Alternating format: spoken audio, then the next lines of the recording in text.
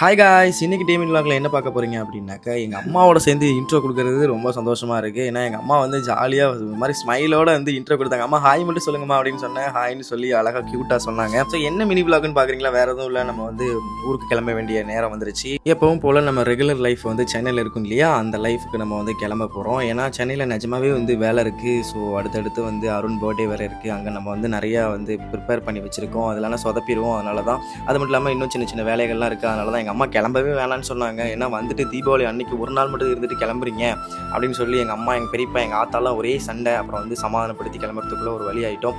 அப்புறம் எப்பயுமே நாங்கள் ஊருக்கு போனால் வீட்டை விட்டு வெளில வரும்போது நாங்கள் வந்து எல்லார் காலையுமே ஆசீர்வாதம் வாங்கிட்டு தான் வருவோம். ஸோ அதே மாதிரி எப்பயுமே அந்த ரெகுலர் இதை ஃபாலோ பண்ணோம். எங்கள் பெரியப்பா வந்து நாங்கள் ஊருக்கு கிளம்புறோம் அப்படின்னு சொல்லிட்டு எங்கள் கையில் காசெல்லாம் கொடுத்துச்சு. அப்புறம் வந்து நம்ம வீட்டு பையன் லியோ, அவனுக்குமே வந்து விபூதி பூசினாங்க. அப்புறம் அருணுக்கு வந்து பர்த்டே அப்படிங்கிறதுனால எங்கள் அம்மா வந்து முன்னாடியே அட்வான்ஸ் ஹாப்பி பர்த்டே சொன்னாங்க. நானும் அம்மாவும் சேர்ந்து தான் சொன்னோம். ஃபைனலாக எங்கள் ஆத்தா வர வைக்கிறதுக்குள்ளே போய் ஒரு வழி ஆகிட்டோம். எங்கள் ஆத்தா வந்து அந்த மாடே கதின்னு கிடக்கும். எப்போ பார்த்தாலும் மாடு மேலே ரொம்ப பாசம். அதனால் எங்கள் ஆத்தாவை கூப்பிட்டு எங்கள் ஆத்தா காலையும் விழுந்து ஆசீர்வாதம் வாங்கிட்டு, அப்புறம் லியோவுக்கும் வந்து விபூதி பூசி விடுங்க அப்படின்னு சொல்லி விபூதியெல்லாம் பூசிட்டு, அப்புறம் எங்கள் ஆத்தா திட்டிகிட்டே இருந்தாங்க, உடனே கிளம்புறீங்கன்னு சொல்லிட்டு, சரித்தா போயிட்டு வரேன்தா அப்படின்னு சொல்லிட்டு சமாதானப்படுத்திட்டு கிளம்புறதுக்குள்ள ஒரு வழி ஆகிட்டோம். நிஜமாவே வந்து வீட்டை விட்டு வரதுக்கு மனசே இல்லை. இதுக்கு முன்னாடி போனாக்கா 1 day 2 days கிளம்புவேன். ஆனால் வந்து எப்படா வந்து இந்த ஊரை விட்டு போவோம் அப்படி தான் இருக்கும். ஏன்னா அந்த எங்கள் ஊரில் வந்து நெட்வொர்க் இஷ்யூஸ் நிறைய இருக்குது.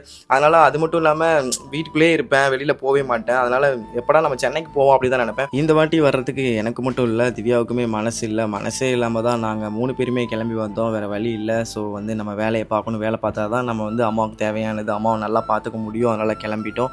ஸோ வந்து ரொம்ப கஷ்டமாக கிளம்புனாலுமே ஓகே, நம்ம வந்து அம்மாவை பார்த்துக்கணும் அப்படின்ற ஒரு மைண்ட் செட்டில் கிளம்புனால ஓகே அப்படின்னு சொல்லி மனசை தேத்திக்கிட்டோம். எப்போயுமே ரெகுலராக நம்ம ஐயனார் கோயில் இதுதான் நீங்கள் பார்த்துருப்பீங்க இதுக்கு முன்னாடி நிறைய மினி விலாகில்.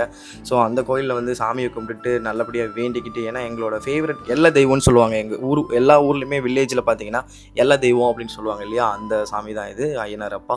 அங்கே வந்து சாமியை கும்பிட்டுட்டு அப்படி ஒரு வழியாக கிளம்பிட்டோம். லியோ தான் ஒரே ஃபன் பண்ணிட்டு இருந்தான். எப்போயுமே நைட்டில் தான் போவோம். நம்ம இங்கேருந்து சென்னையிலேருந்து தஞ்சாவூர் போனாலும் சரி நைட்டில் தான் போவோம். அங்கேருந்து வரும்போது நைட்டில் தான் வருவோம். ஆனால் இந்த வாட்டி டேயில் கிளம்புறோம். அதனால் ரொம்பவே ஹாப்பியாக இருந்துச்சு.